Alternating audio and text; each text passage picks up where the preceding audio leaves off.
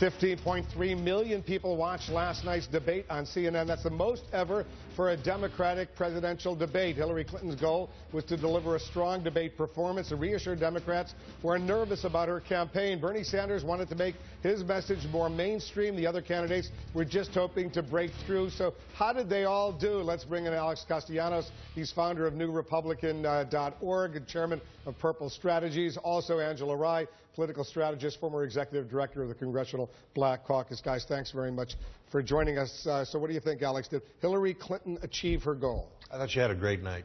She did what she needed to do. Her mission was to make sure there wasn't a vacuum in the Democratic Party, that there wasn't a place for Joe Biden to go. And she did her job. She was confident. She was accessible. Sometimes she's been a bit grating on the campaign trail. She had command of the issues, did well there. But the most important thing, she demonstrated strength. This is an election for the reptilian part of our brain, not the intellectual part of our brain. This is not so much about ideas as who has the strength to hold this country together in an uncertain world. She gave as good as she got last night, did a good job. There's still some problems for her in the party because she's not doing that well in a general election matchup. She didn't address those issues last night. She didn't give the broader electorate a reason to vote for her, but that wasn't her job. She hadn't really done a debate in 7 or 8 years since the last time she was debating President Obama and the other Democratic candidates in 2007, 2008. She was asked by Anderson about her shifting positions, flip-flops as her critics call it, and here's what she said on the issue of whether she's a progressive or a moderate. I'm a progressive, but I'm a progressive who likes to get things done. And I know how to find common ground, and I know how to stand my ground. What do you think of that answer? Well, I think it was appropriate and it was accurate. Hillary Clinton has been somehow made to be moderate. And, of course, against Bernie Sanders, she is fairly moderate. But I think that's right. She is progressive. She has a record of being progressive since before she was First Lady, certainly since before she was running to be a senator in New York, and before she was Secretary of State. So, absolutely. And as a candidate on the other side of President Obama, when things were a little more conservative than they are now, a little more moderate, she was still fairly progressive then. How did Bernie Sanders do? I thought he probably got the most out of the debate last night because Hillary didn't tell us really anything new about her. She didn't add to what we already understand about her. But Bernie Sanders is a cause. He had passion last night that she didn't. Hillary Clinton is a campaign. Bernie Sanders is a cause. Causes usually beat campaigns. They excite more people.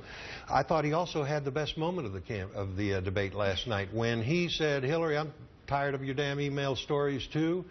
That's in politics, in debates, that's called an alpha dog moment. That's when the big tough guy says, poor little Hillary, I'll stand here in front of you and protect you. It's understood that way. He came to her defense. Let me play the clip, Angela, and then we'll discuss. Here's the exchange.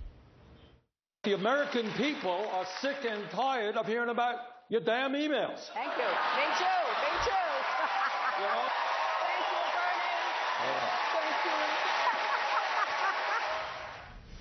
Nice handshake, nice smiles. They were friends after that. The biggest smile of the night from Hillary Clinton, mind you. Here's what I think about that. I don't think there's anything about Secretary Clinton that's poor little Hillary ever, right? Like you started with, she came across as very strong. I think that was a great leadership moment for Bernie Sanders, but she also had some amazing moments. You talk about she's not a cause. This would be the first woman president. She absolutely is a cause. She hit that point. Did she remind us of that? Oh, my goodness. 4 or 5 I was times, getting ready to go there. She hit that point several times. What's wrong with that, reminding us about that, from her standpoint? Because she doesn't want to be a candidate who wins a nomination or a general election. She doesn't want to be just a woman candidate. The woman she who's wants also to the be most qualified a competent candidate. She wants to be a candidate who's going to take her party into the future. And it's almost as if she's putting up this force field around herself. Don't attack me for not being sufficiently progressive because I'm a woman. I want to talk about the Republican. It's really, I think, a weak argument. I want to talk about the Republican field right now because we have a brand new CNN ORC poll in 2 key states that is just coming out right now as we speak. We'll put it up on the screen. Donald Trump is ahead in Nevada. There you see Nevada right now. Look at that. Wow. He's at 38%. Dr. Ben Carson at 22%. Everybody else in single digits. That's Nevada. That's an important early state. South Carolina, let's put the numbers up in South Carolina among Republicans. In South Carolina, he's at 36%. Dr. Ben Carson, half. Everybody else in single digits. So he's ahead in New Hampshire, in Iowa, in South Carolina, and Nevada, the first 4 states. He's ahead in all of the national polls right now. Angela, this guy is amazing right now, what he's able to achieve. Well, and so many people have argued, right, that the person who had the next best night last night was Donald Trump on Twitter. So he has used his celebrity to garner quite a bit of attention. He's used his rogue comments to demonstrate to people that he is an outsider, and outsiders, by those poll results, are clearly winning. The only one where there's a little bit of a differentiator is in South Carolina, where, as the poll just said, Rubio is ahead of Fiorina, which surprises me. But that's single digits compared to... He's not in the 30s. No, that's right. It's amazing what's going on in your party, Alex, right now. The outsiders are having their day. The big question for Republicans is, let's assume that a Carson or a Trump wins in Iowa. What does that mean? One, it means that Ted Cruz's campaign is dead, because those two guys, Carson or Trump, will continue through the process to take that conservative wing and lead it. Then, as you go to New Hampshire, it means that the establishment is going to rally and say, okay, what's the alternative? Who do we have? Is that a Rubio? Is that a Fiorina? Is that a Jeb Bush? That's the way the race seems to be shaping up right now. Very quickly, because we're out of time. If Trump does win those first 4 states decisively, is it over? I think we better start putting big old Trump signs on a lot of government buildings in Washington. Yikes. And he's ahead decisively in those first 4 states. We'll see what happens, guys. Thanks very much.